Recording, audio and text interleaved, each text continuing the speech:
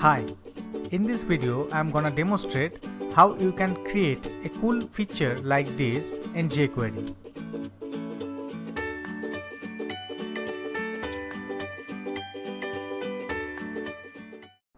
So let's begin. Open up your favorite code editor. I'm using brackets. File, new, press Ctrl S.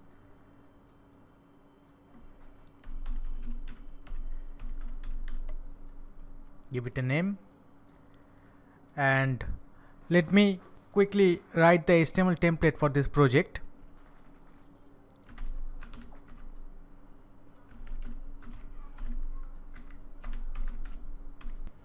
Inside the body, I'm gonna create a text area.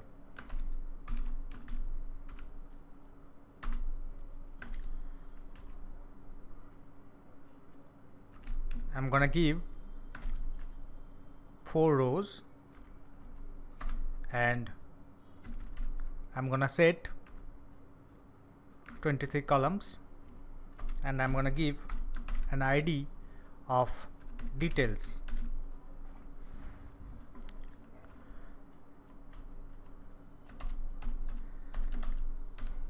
And the next line, I'm gonna create a span tag with ID char underscore left.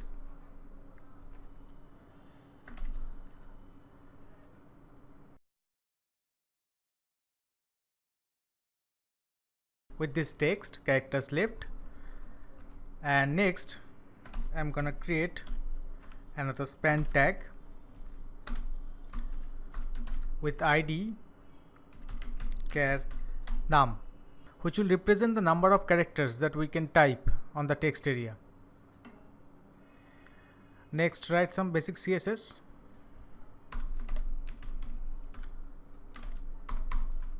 Style, I'm gonna give the CSS for char num.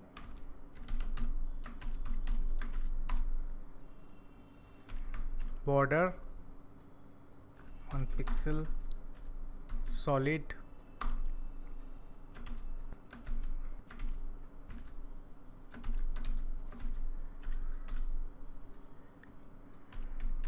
Light gray, and I'm gonna give border radius of 3 pixel to make rounded corners. Padding of 2 pixel. I'm gonna use font size of 12 pixel, and I'm gonna float these two spans on the left. Margin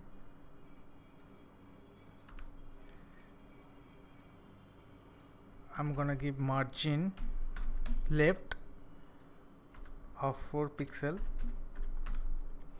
and margin top of 8 pixel, and by default I don't want to show it, so visibility should be hidden.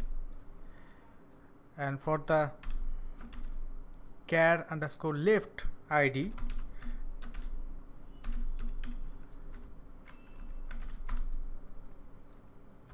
float should be left,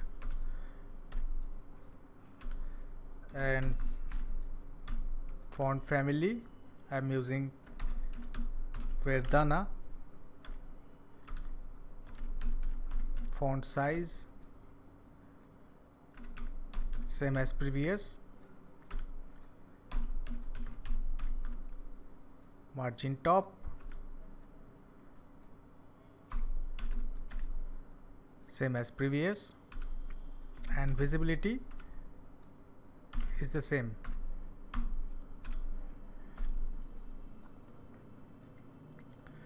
And for the text area,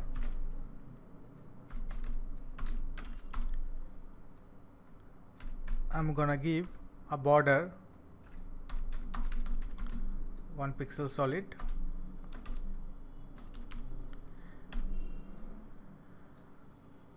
of darker gray,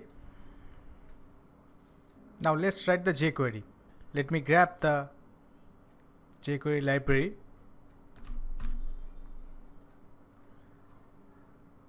If you don't know how to get the jQuery library, just type download jQuery, which will take you to jQuery.com/download. If you click on the first link, and here you will see different flavors of the jQuery library. Just scroll down a little bit and click on Google CDN.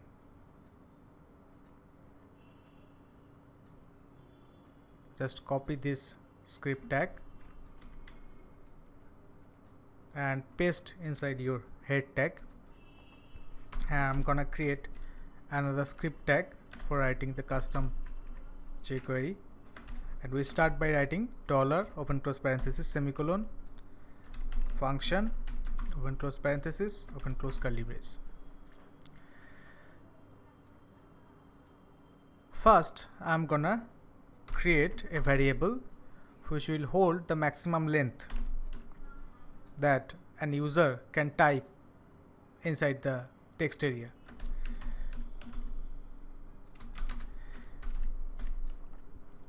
And I'm giving just 100. You can change it. And I'm creating another boolean variable and I'm giving a value of false. Next, I'm gonna select the text area by its ID and I'm gonna call focus function.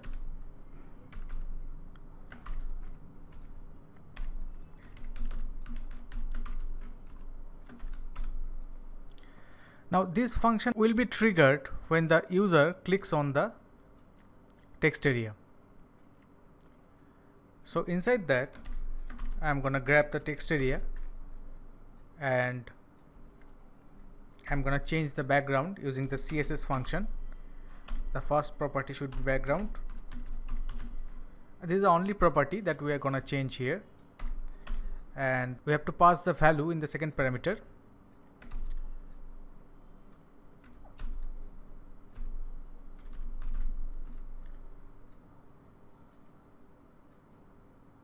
So lighter sky.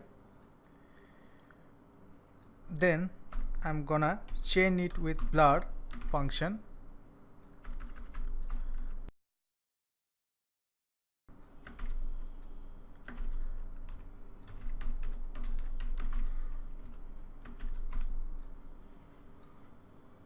And I'm gonna grab this text area and I will use the CSS function and I will change the background property back to white.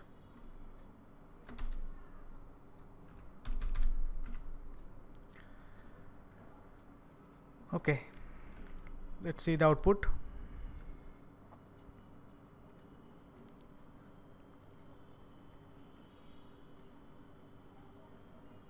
All right, it's working. We have just one problem.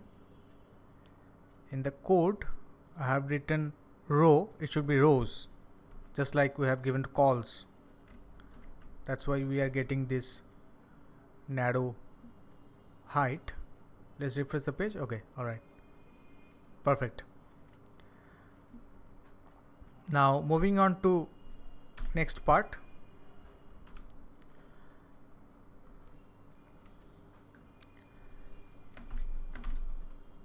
I'm gonna grab the text area once again, and this time I'm gonna call keyup function, and this function will be triggered every time the user typed a character on the keyboard.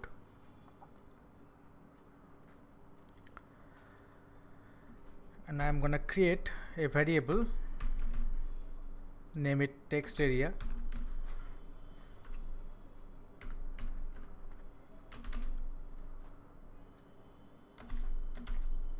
to store the text area.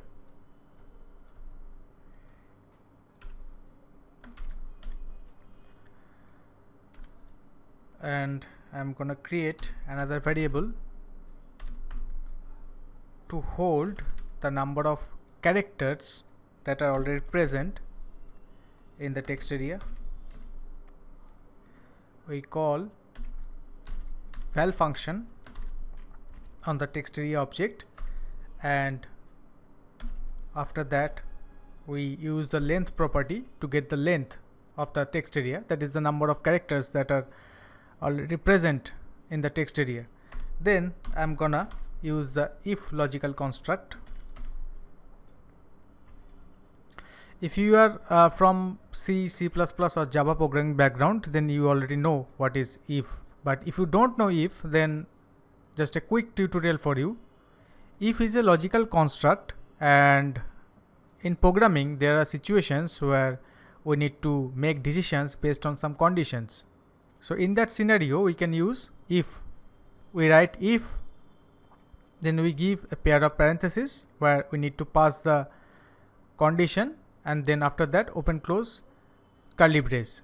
So if the condition is true, then whatever we write inside this curly brace gets executed. We can also use else. This is optional, and if the condition is false, then else gets executed. So we are using if, and my condition is if the length is greater than or equals to 0, and if show is false, then I'm gonna change the value of show to true, and I'm gonna change the visibility property of char num and char underscore left to visible.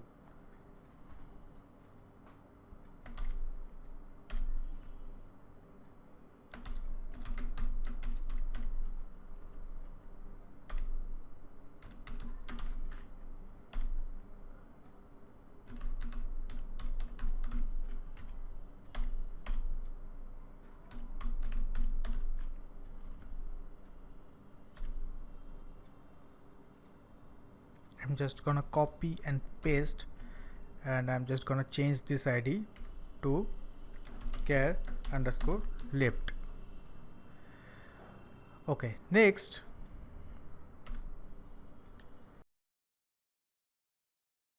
I'm gonna use another if construct, and the condition I'm passing is if length is less than or equals to max length.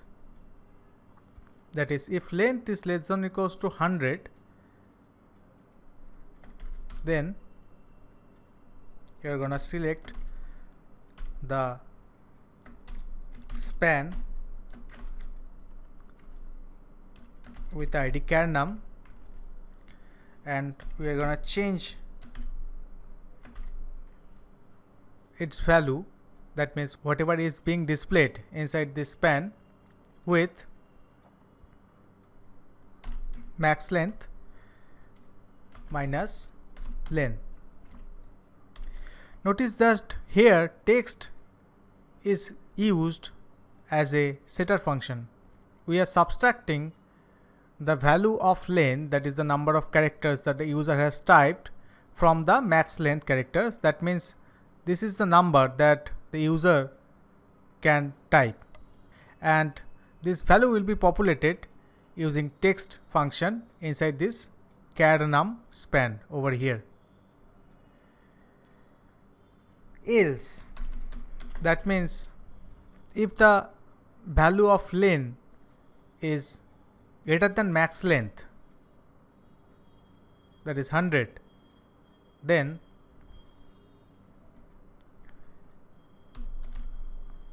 I'm gonna select the text area, and I'm using val as a setter function, and here I'm just gonna grab the first 100 characters from our text area, and using this val as a setter function, I'm just gonna change the text area value.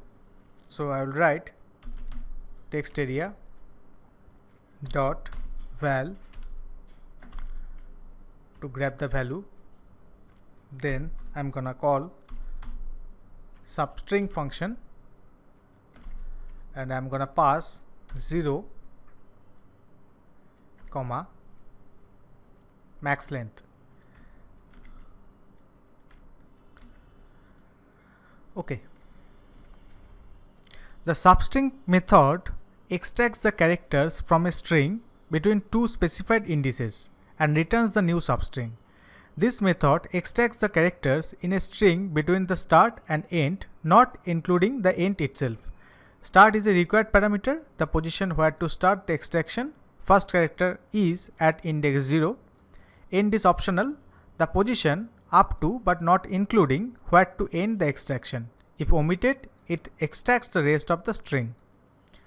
So here I am basically selecting the text area and getting the value using this val function, and I am extracting the substring from 0, that is the first character, up to max length minus 1, that is up to 99. So from 0 to 99 means total 100 characters I am extracting, and after this extraction I am changing the value of text area using this first 100 characters. That means if the user is typing 101th character, for example, then he is unable to type, because every time this else condition gets executed, then the first 100 characters gets extracted and will be stored inside text area. Now let's see the output. Just refresh the page and I'm going to type something real quick.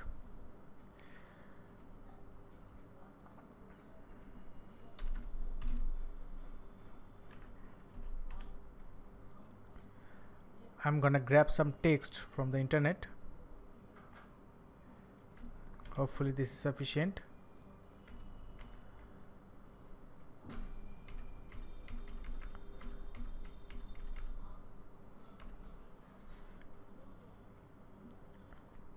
Oops, I have made a typo. Text area, txt area.